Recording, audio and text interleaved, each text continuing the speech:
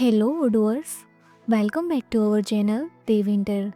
In Odoo not available set limit for user in this system, but using this our Dev restrict user you can easily set for user limit. So let's see about that. You can see here our module Dev restrict user. First install this module, so click on this activate button. Now our module is installable. First go to settings. Go to users and see here total 3 users available. Now go to general settings and see here system user limit, set here total 4. Let's save. Again go to users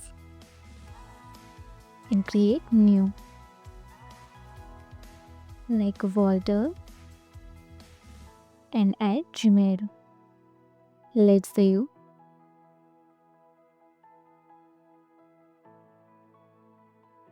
And see here total display 4. Again create new like John Doe and add email.